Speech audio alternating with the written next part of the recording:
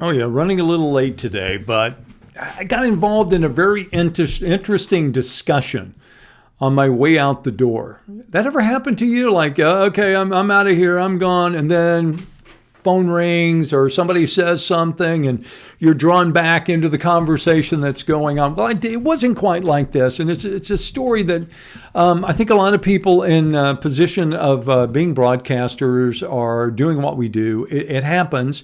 People want to talk to you. I understand that. I don't have a problem with that. And I hope that if you and I cross paths somewhere out on the streets, that I will be courteous and kind and considerate and entertain whatever it is that you're trying to say to me, because that's where I'm coming from. That's really how I feel that I want to be. And I tried to be that way this morning. Unfortunately, this happened outside the confines of the building. As I walked out to get in my car, there was a gentleman there who wanted to talk, and I did understand his position.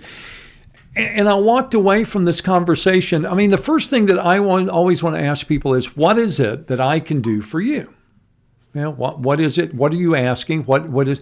And unfortunately, sometimes people's expectations of what you can do, because of the fact that, oh, you're on television, or you're on radio, or you're writing the newspaper, whatever the source or the medium is.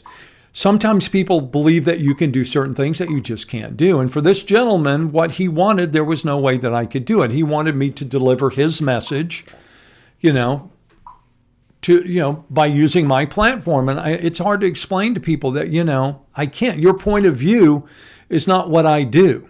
I guess when we're live streaming like this, maybe it's a little bit different. Maybe I inject a little bit more my point of view into it. But generally speaking, if you're doing a news broadcast, that's really not, but anyway, sometimes you have to agree to disagree. And that's much more hard and difficult to do today. Would you agree?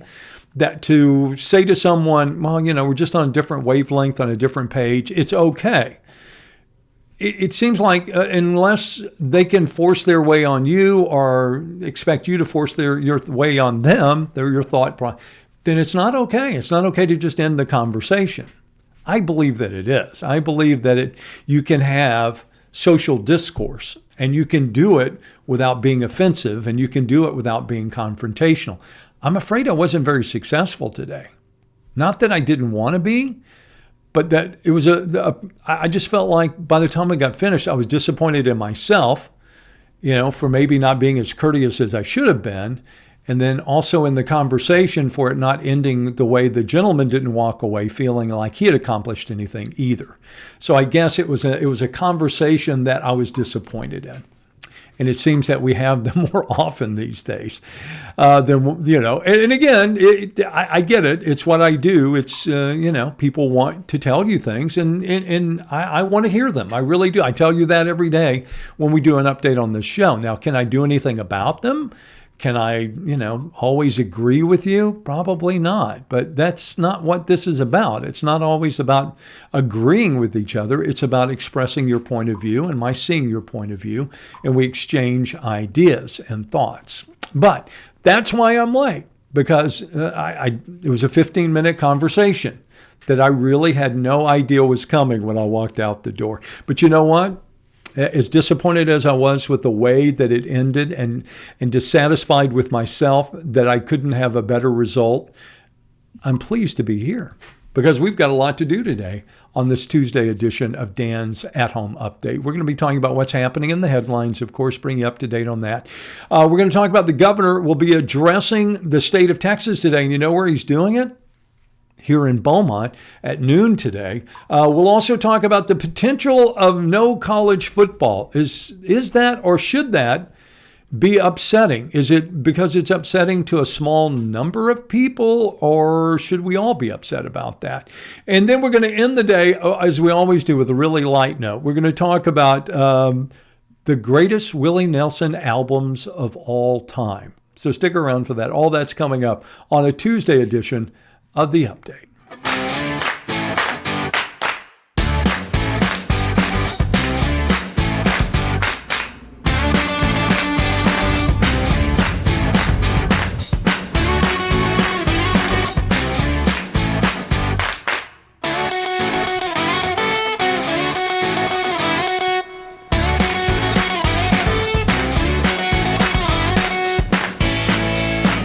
Again, good morning to you. Thanks for getting up and making our at-home update a part of your day. I know you have things to do, places to go, but hang around a few minutes. Let us catch you up on what's happening in the headlines across Southeast Texas and around our community. And again, we offer you the option, as all Facebooks do. It's not like I'm doing anything special, but I want you to know that there is a comment section there, and you're welcome. Lots of people have already jumped in this morning.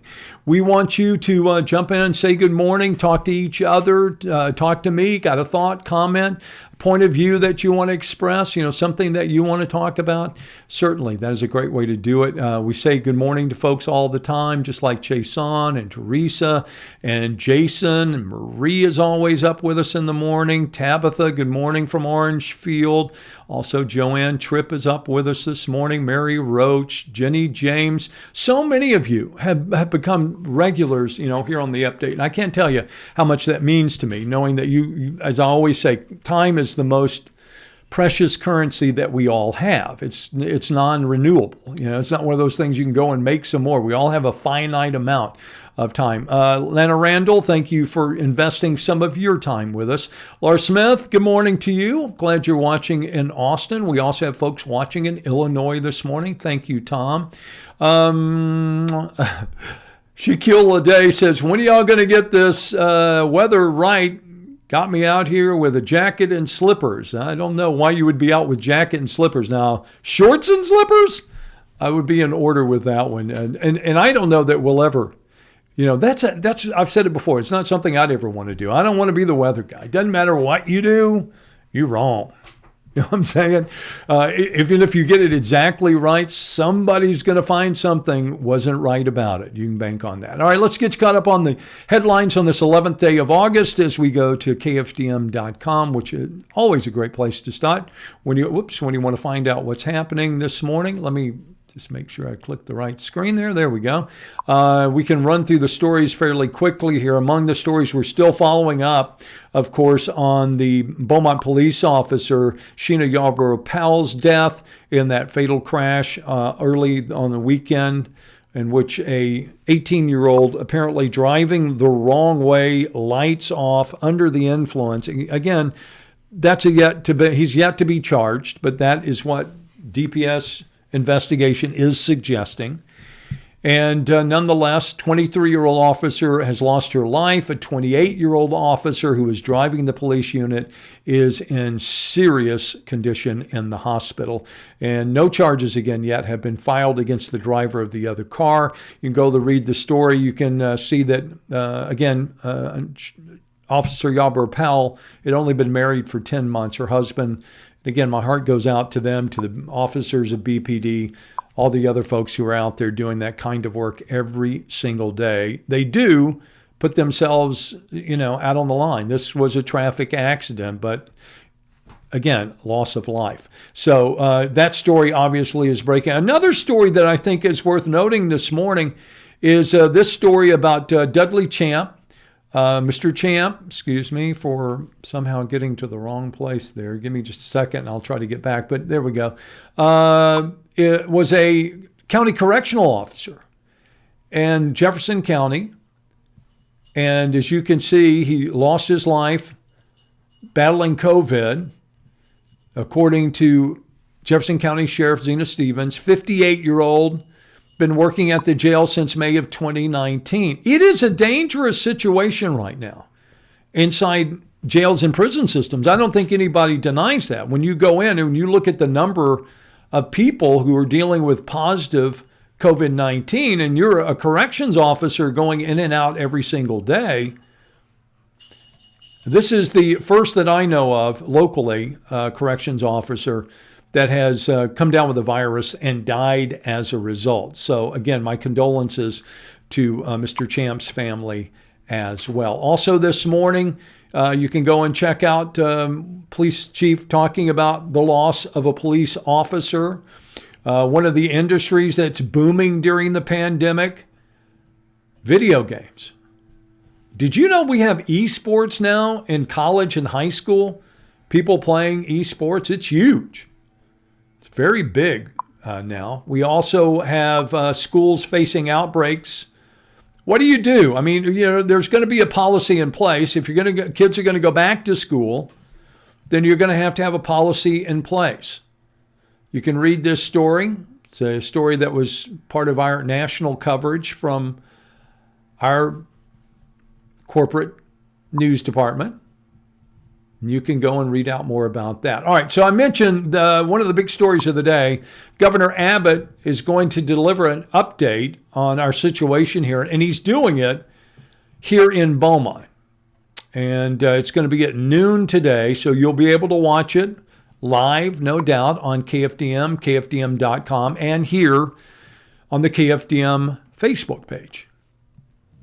And you see he's meeting at the Jefferson County Clerk's office, and Nim Kidd will be with him, who's the Chief of Emergency Management. Then they're going to Victoria. He's going to speak about the latest data.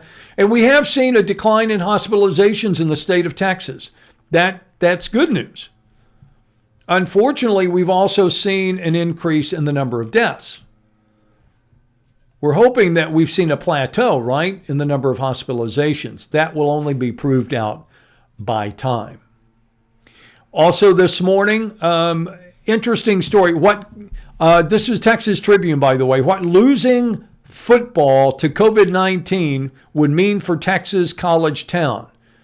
It's like losing Christmas. Raga Justin Reese Oxner with the byline on this story.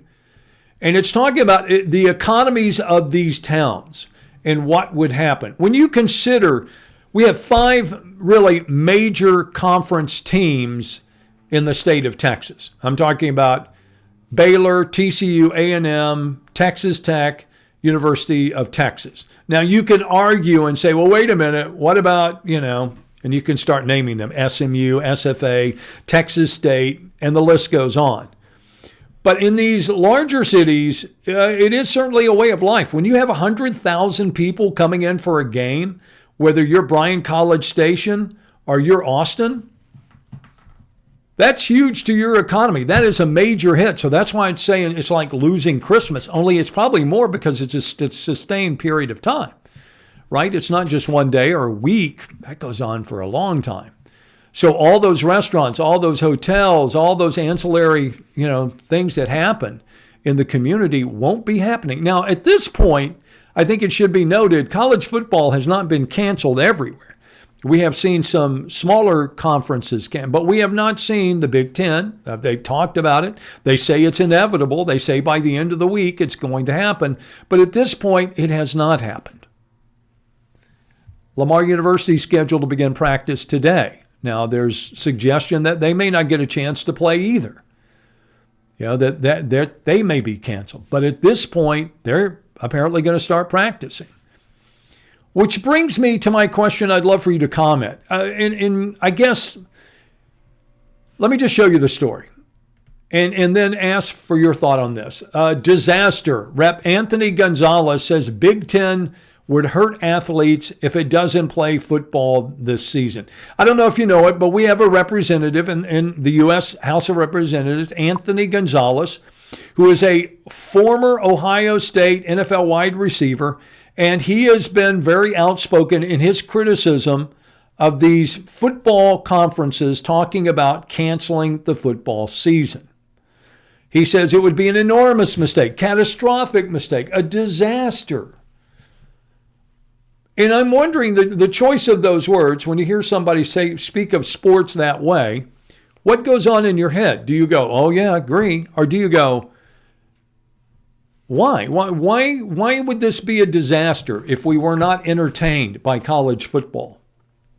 If in fact it was proven that it was dangerous, that people, for some reason, I'm curious what you think. I mean, where you come down on this. Are you saying, a risk is an accepted part of athleticism? If you're going to participate in a game that has contact, you're taking a risk every time you put pads on and you walk out there. Believe me, I understand that. I have a past. I spent a whole lot of time in football, into college. So I understand that. But whether or not I'm curious whether you think it's worth it, or whether or not you think that maybe there's a little bit too much emphasis being put there. And how do you tell me? Well, you tell me by posting a comment. And you just show me, what you're like. Here's one. Jeannie Foster says, losing Christmas, saving lives. While Carlene Purdue says, maybe a little too much importance placed on sports in this state. I love sports. I do. It's been, like I said, a part of my life. It's still a part of my life. I prefer playing it versus watching it, but I also spend a lot of time. I actually do all the Lamar football games for ESPN. I do college basketball for ESPN, the Big Red Network. So I love sports. I love being around it. But again, where do we prioritize this? Where does it come down? And it would, if you said, okay, well, there's going to be testing every day, players will, would that make you feel better about it? And does it seem sensible at this point to put 50,000 people in a stadium? And you can say, well, they're going to social distance it apart. And again, you may come down on the issue and go, this is all just a waste of breath that we're even talking about these things. Let me know. That's what we want to hear. All right. And you can post up. Again, a lot of folks already have. Let me go back and see if we can see some folks that maybe we haven't seen for a while. Christina Freeman, good morning. Susan Guidry is with us. I'm good. I'm getting back to level ground after my conversation today. Joanne Mitchell, agree to disagree. Why is that so hard? Why is it so hard for some people to go, okay, you don't agree with me? It's not a problem. I'm not going to punch you in the face just because, you said something I don't agree with. Carlos, thank you. Good morning to you. Also, Jennifer Laird says, you are right. I believe you can't agree to disagree. You probably did nothing wrong. I wasn't feeling guilty about what I said. I was feeling more, and I wasn't guilty. I just was disappointed. Disappointed that sometimes you're disappointed that you can't come out with everybody walk away feeling like, okay, we're mutual agreement. That's all I was really looking for, I think, out of that. Mary, good morning there in Florida. Hope you're good. Again, here's what happens when we're live streaming. Shannon Dan came in late. You may have too. And she's like, what are y'all talking about? Well, go back and start at the beginning and you'll see. I can't rewind. I'd spend all my time.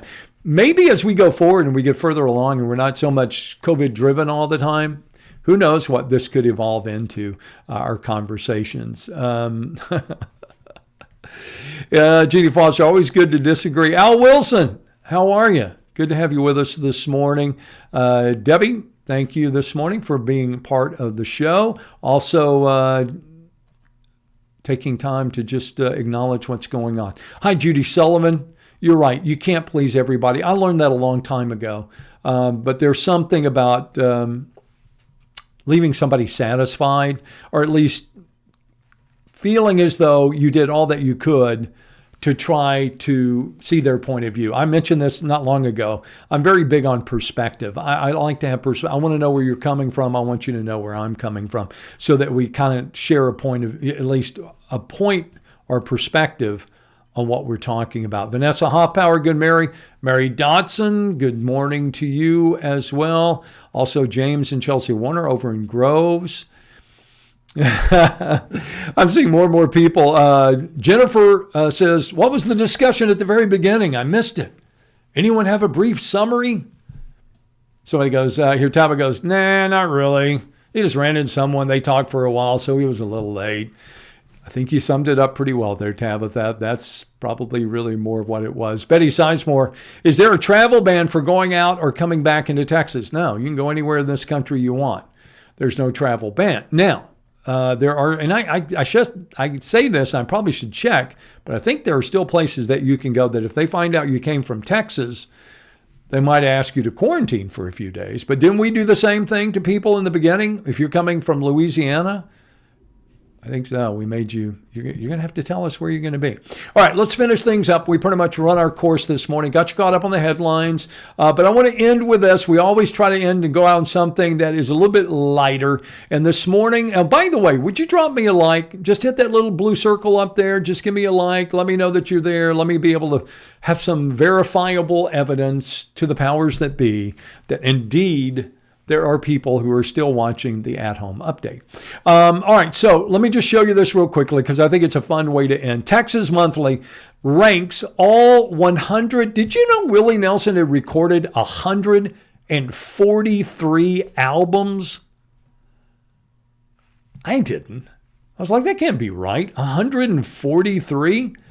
Willie Nelson may be the most prolific artist ever. I don't know. That'd be interesting to find out who has recorded the most albums all time. Now, I don't necessarily want to run through all of these, but I just thought it was kind of cool. There were some that I never heard of.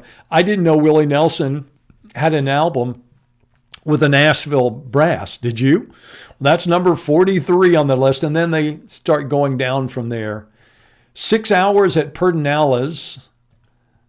What bootleggers, and so, okay, I've got to find out do you do this when you go to some of these? I hate slideshows. When they make you go through all the slides, it's the top, 50, 100, and you have to spend 20 minutes going through the slideshow. At least this one, I can just kind of cursor down through all of them. I want to know what they think is the best all-time. Wow, 143. That takes a while. We're only on 41. All right, we're about to hit the top 20 here. Here we go. Number 18, 17, Rainbow Connection. There's one of my favorites, From Lefty to Lefty from Willie. Oh, yeah. Poncho and Lefty is in the top 20. Top 10, here we go. Dun, dun, dun, dun. We made it. Top 10, Spirit is number 10. Oh, they go a little bit more depth. Willie and Family Live is number 9. Across the Borderline is number 8. Number 7, Who'll Buy My Memories. I like that one. That's a good one. That's the IRS tapes, the one he made to make good on the IRS. Yesterday's Wine. Do you know that one? Yesterday's Wine? I'm not sure that I know that one. That's the one that has me and Paul on it. Shotgun Willie, one of the all-time greats, right? 1973. Look how young Willie is. All right, so you can go and check these out for yourself. This is Texas Monthly. And then I write, which is it's got Crazy, I'm sure, on it, right? Wake Me When It's Over, Undo the Right. All those classic Willie Nelson. Stardust is number 2. Would not argue that, but I'm dying to find out. Redheaded Stranger is number 2. Number 1, according to them, Phases and Stages. I don't know. If you're not a Willie Nelson fan, you're probably totally lost on this one. If you are a Willie fan, and how can you say you're a Texan, not be a Willie fan? All right, go check it out. You can see everybody contributed there at Texas Monthly. I'm not sure that would be my number. I'm not sure this wouldn't be my number 1. Redheaded Stranger. Although Stardust would be very close.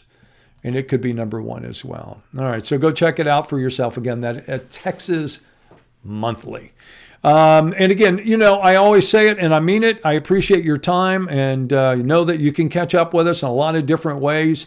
You can, of course, join us here on KFDM's Facebook page. You can also check it out on Twitter, following me at Morning TV Dan.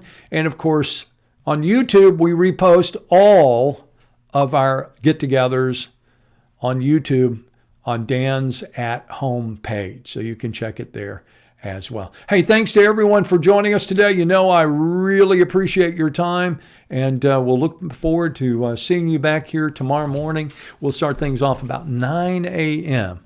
on your Wednesday, okay? So go out and make it a terrific day. Remember, think about somebody. Is there somebody you could reach out to today? Somebody you can make a difference? It doesn't have to be a whole lot. It might just be a smile. It might just be a hand. I was going to say a handshake. I guess we don't really do that anymore. But it might be an acknowledgement.